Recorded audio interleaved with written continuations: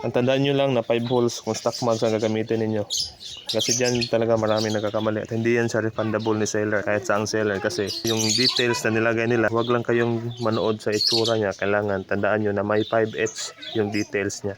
5H, it means 5 holes. So, okay, good day. So ngayon mag-install tayo ng Big Disc rotor dito sa ating Click version 4 na Smart Edition. Ito yung tatandaan nyo na pag-order kayo. Yung iba kasi is marami nagkakamali sa pag-order ng Big Disc kasi itsura lang yung tinitignan nila. Hindi nila alam na kapag stock mags lang yung gagamitin natin is dapat 5 holes yung butas. So same lang sila sa Click version 3 natin na Standard Edition or maging Keyless Edition at saka yung version 2 na Click 150. Same na kasi sila ng mags. Ayan, ito is RKR na brand. Ito RKR din yung bracket niya. May kasama siyang bracket. Pero may option naman na pag-order kayo, it's either merong bracket or wala. Yung video na to is hindi sponsored. Pina-install lang sa atin ni customer. Ito is max speed na may kasama na ring bracket. So ito yung tools na kailangan natin dito sa max speed na to is 5mm na Allen. Ayan, mayroon siyang 5mm na kalagay dyan. And then, para naman dito sa 12mm niya, sa old rotor or caliper, tatanggalin natin siya. Then kailangan din natin ng 14mm para dito sa left na ihi niya or ano ba tawag dito sa Tagalog. But anyway, dito is 10mm sa mga nut ng ating rotor. Ayan, 10mm. And then isa namang 19mm para dito sa right na ating nut. So yan yung gagamitin natin. Pwede kung wala kayong impact wrench, pwede naman itong mga ganitong tools or yung mga Y tools natin or T wrench. So yan, papalitan natin siya. Shout out sa customer natin na si Alex Tubila. Ito is Smart Edition, same na sa Standard Edition, maging sa version 3 na Click, Standard at saka Special Edition. Ang gusto ni customer is red. Ito kasi yung combination niya sa kanyang motor. Dito din pina-install sa ating mga yan. Yan. Yan dito lang. Sakto yung sa version 3. Pero dito wala pang version 4 as of now. March 2026. Hindi na-install dito. Marami din nagkamali sa pagbili nito. At saka dito din. Takip ng ating tank sa brake lever. Kasi yung sa version 3 straight lang siya. Pero sa version 4 is tagilid na sila. Okay, palit tayo sa rotor. Tatanggalin natin to. So di lang tayo gagamit ng impact dito. Kasi di naman lahat mayroong impact.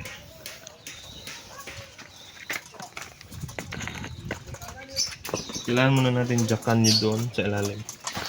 Jackan muna natin. Ayan, para umangat siya. Okay. Again, 14 at 19.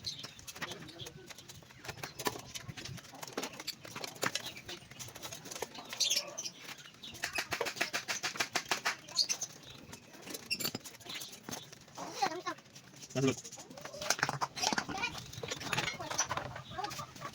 Keep natin to. Kaya yung position niya ganyan.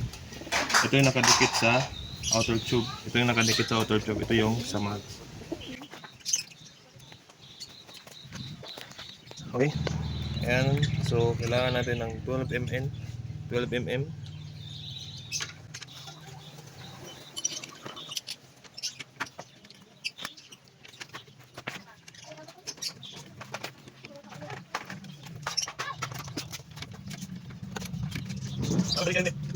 Ano ba? Ano ba? Ano ba?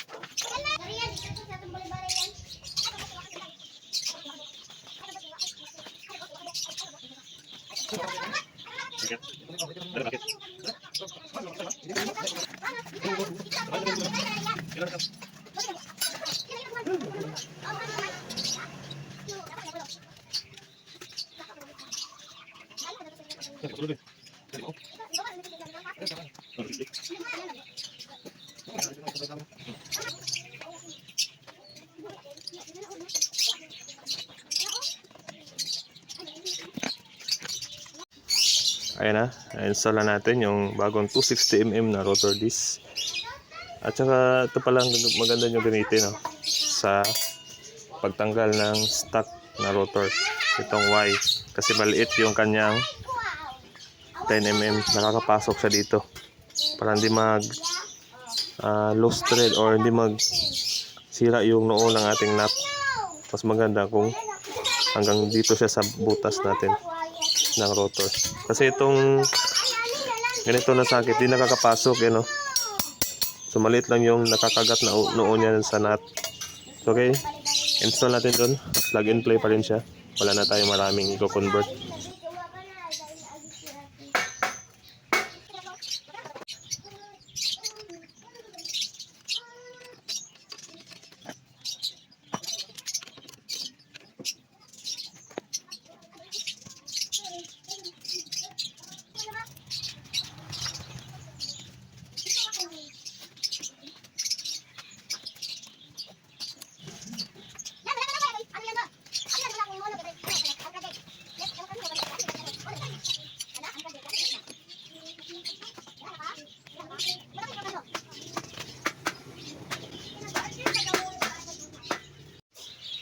So ayan, tapos na natin ma-install yung ating bagong rotor disc na 260mm dito sa ating Click version 4. Yan siya, ito yung luma natin. So wala siyang sayad, no? Smooth lang siya. Kasi nga plug and play lang siya. So ang brand nito is Max Speed with bracket na siya. Ito naman is RKR sa ating version 3 na standard edition. Again, same lang sila sa version 2 na 150. Ang tandaan nyo lang na 5 holes kung stock mags ang gagamitin ninyo. Kasi dyan talaga marami nagkakamali. At hindi yan siya refundable ni seller. Kahit sa ang seller. Kasi tama yung details na nilagay nila. Huwag lang kayong manood sa itsura niya. Kailangan tandaan nyo na may 5H yung details niya. 5H. It means 5 holes. So, ayan, goods. Madali lang siya. Pwede kayo lang gumawa. Tandaan nyo lang na 19mm yung range niya doon. Dito naman is 14. Dito is 12. Dito is 5mm na allen. And then dito is 10mm. Yun lang yung kailangan nyo. Nahirapan lang tayo kanina kasi pinisit yung may dumalaw dito. Kanina, pinisit niya yung brake. Kaya yung brake pad natin is sumikip. Kaya nagtanggal ulit tayo nitong caliper at saka bracket. But all goods naman siya. Ayan. Smooth na smooth yan siya. Okay? Thanks for watching. Like nyo to lang on YouTube from Tulilabo City. Like nyo to lang din sa Google Map.